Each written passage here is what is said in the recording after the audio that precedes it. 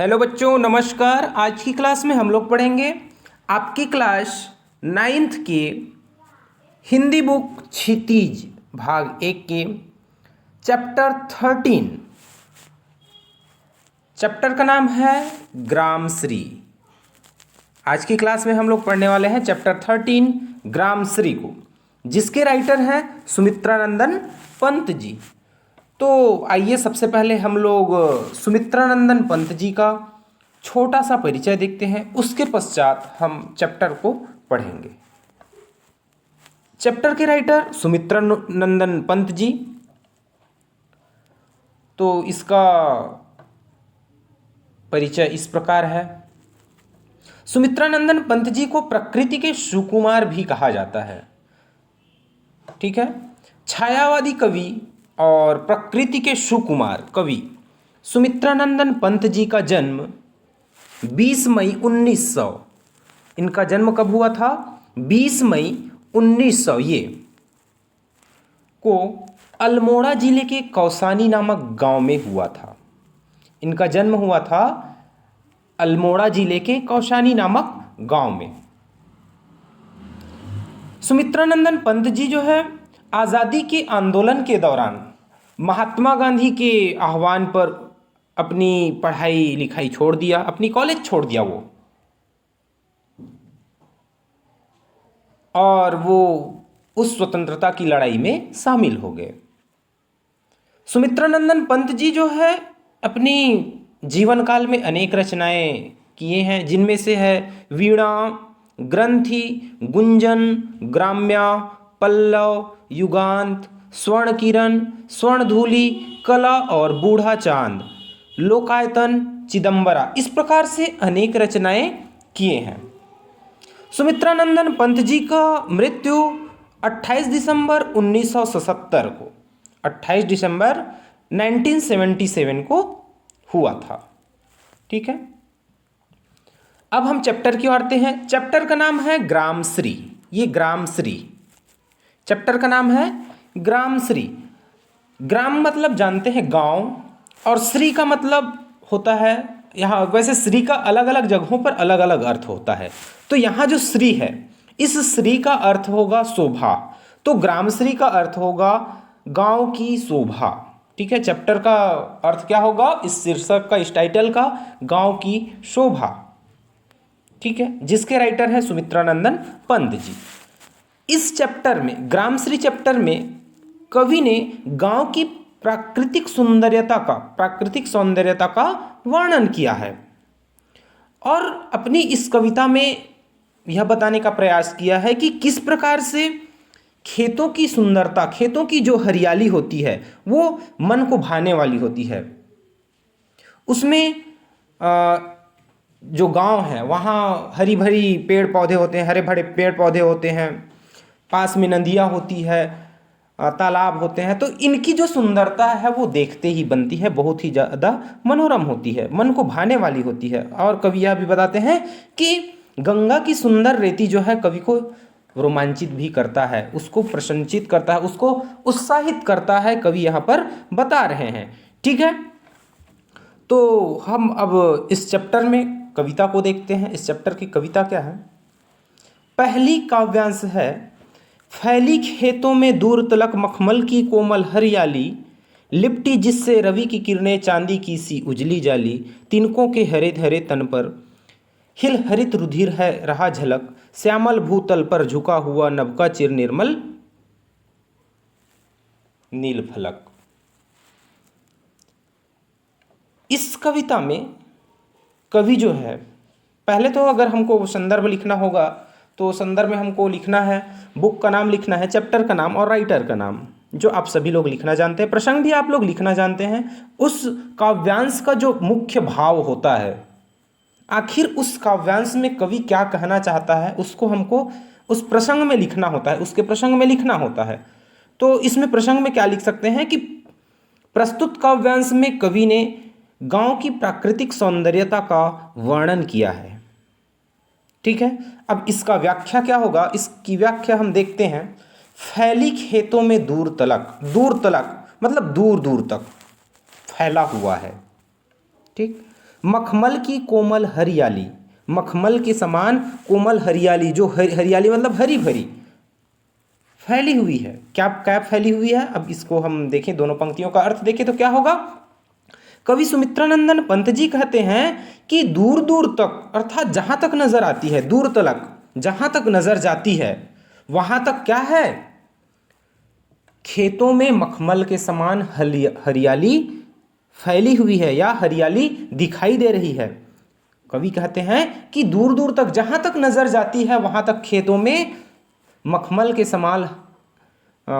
समान हरियाली दिखाई दे रही है। लिपटी जिससे रवि की किरणें चांदी की सी उजली जाली, लिपटी जिससे मतलब लिपटी हुई है, जिससे रवि, रवि का मतलब होता है सूर्य को रवि बोला जाता है। किरणें, रवि की किरणें चांदी की सी उजली जाली, उजली मतलब उजाला वाला, दूधिया टाइप में कह सकते हैं, है ना।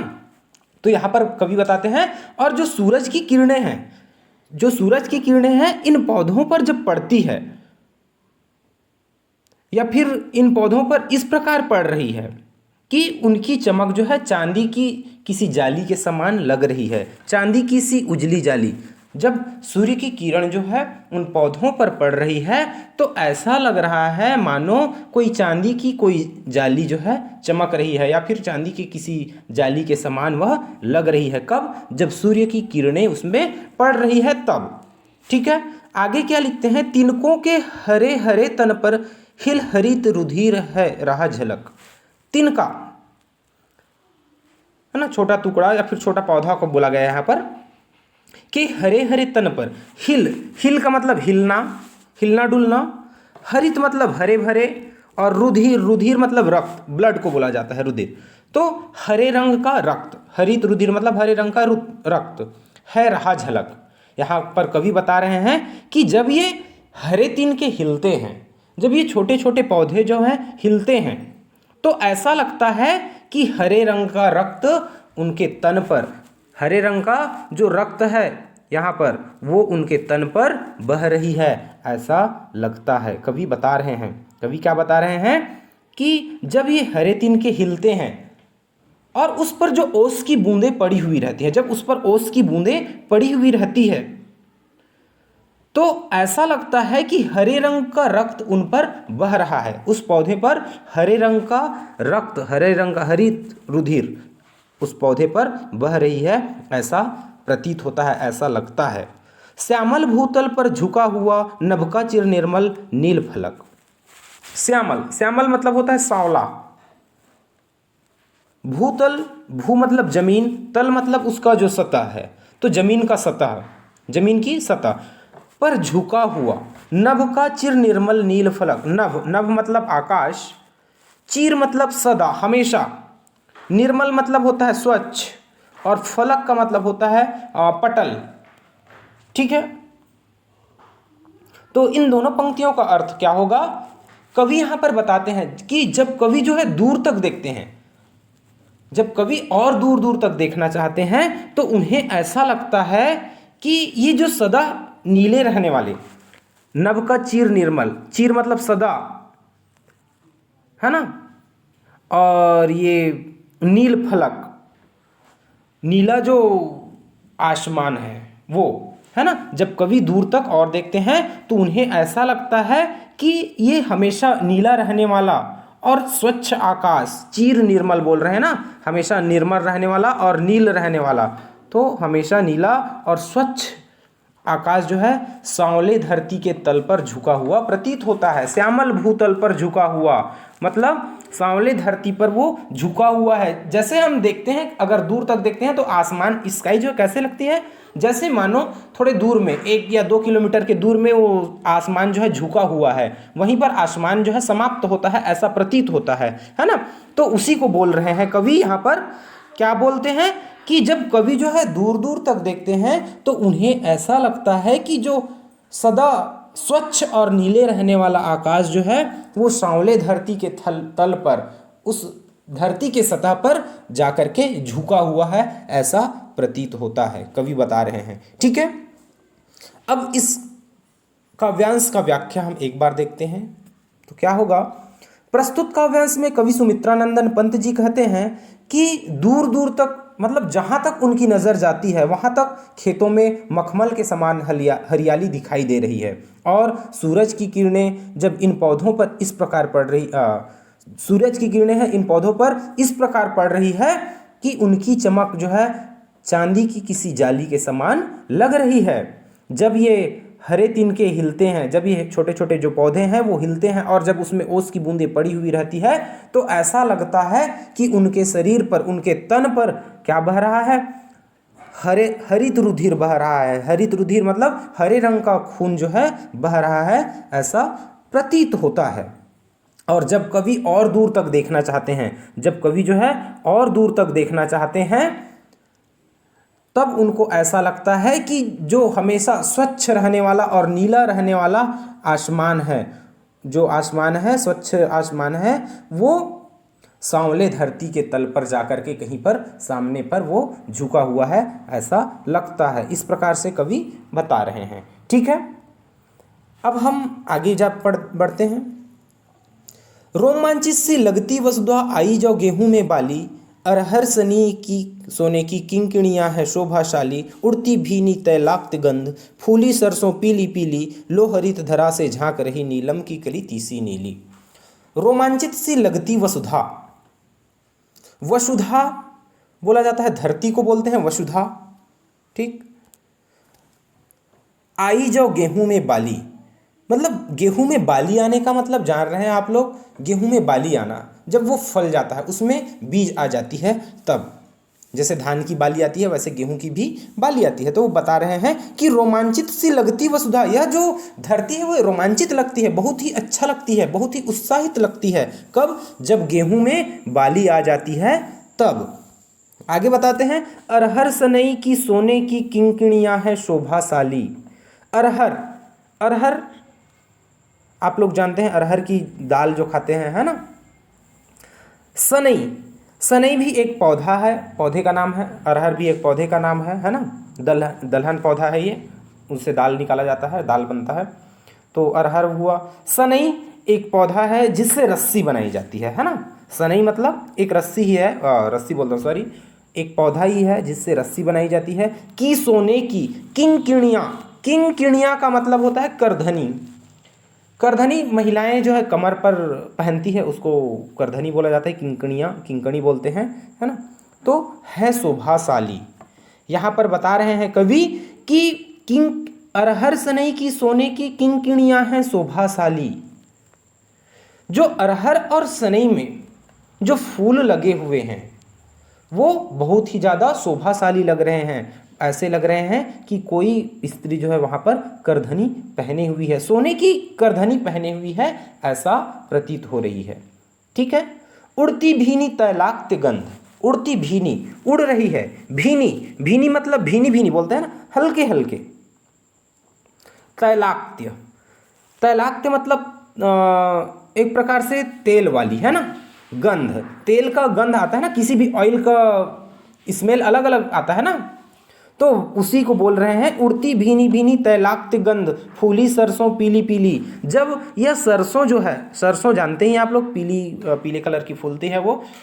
तो बता रहे हैं कवि कि जब ये सरसों पीली पीली फूली हुई है तो हल्की हल्की तेल वाली खुशबू आ रही है, तेल वाली गंध आ रही है, वो उड़ रही है, तेल वाली खुशबू जो है उड़ रही है, भीनी भीनी तैलाक्त गंध। ठीक है।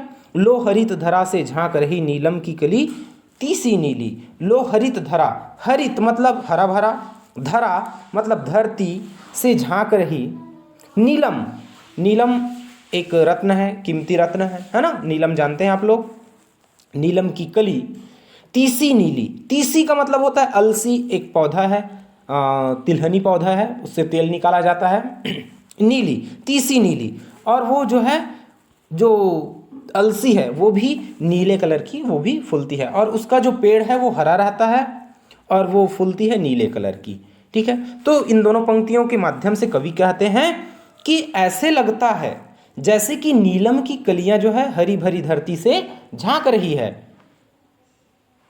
ठीक है ना, हरित धरा से झांक रही, नीलम की कली तीसी नीली, ऐसे लग रही है जैसे नीलम की कलियां जो है हरी भरी धरती से झांक रही है। तीसी मतलब अलसी, जानते हैं ना, अलसी जो है हरी हरी हरी रहती है और उनका जो फूल है वो नीले कलर का रहता है, इसलिए बोल रहे हैं यहाँ पर। और नीलम का भी, नीलम जो रत्न होता है वो भी नीला कलर का ही होता है, तो इसलिए बोलते हैं ऐसे लग रहा है जैसे नीलम की कलियाँ जो है हरी भरी धरती से झांक रही हो, ऐसा प्रतीत होता है।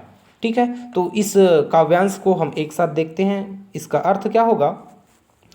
कविवर सुमित्रानंदन पंत जी कहते हैं कि जब गेहूं में बाली आ जाती है तो यह धरती जो है बहुत ही ज़्यादा रोमांचित हो जाती है, बहुत ही ज़्यादा मन को भाने वाली हो जाती है।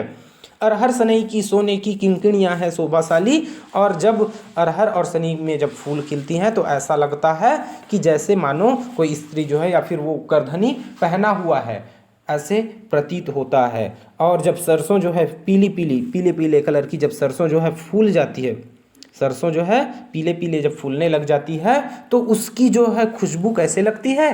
तैलाक्त गंध लगती है, मतलब तेल वाली खुशबू, जैसे ऑयल की स्मेल आती है, अलग अलग ऑयल की अलग अलग, तो वैसे ही उस समय सरसों की जो तेल है उसकी भीनी भीनी खुशबू फैल जाती है, उड़ती जाती है। फिर आगे बोलते हैं, लो हरित धरा से झांक रही नीलम की कली तीसी नीली। और कवि बताते हैं कि जो नीलम है, नीलम जो रत्न है ना, और तीसी नीली मतलब जो अलसी की जो नीली फूल है वो फूला हुआ है, तब ऐसा लग रहा है कि जैसे नीलम की कलियां जो है हरी भरी धरती से झांक रही हो, या वो जो अलसी का जो फूल है वो हरी भरी धरती से झांक रही है, ऐसा प्रतीत हो रहा है। ठीक है, उम्मीद करता हूँ कि ये जो काव्यांश है, पहली और दूसरी काव्यांश आपके समझ में आई होगी। हम लोग आगे के काव्यांश को अगली वीडियो में पढ़ेंगे। Thank you.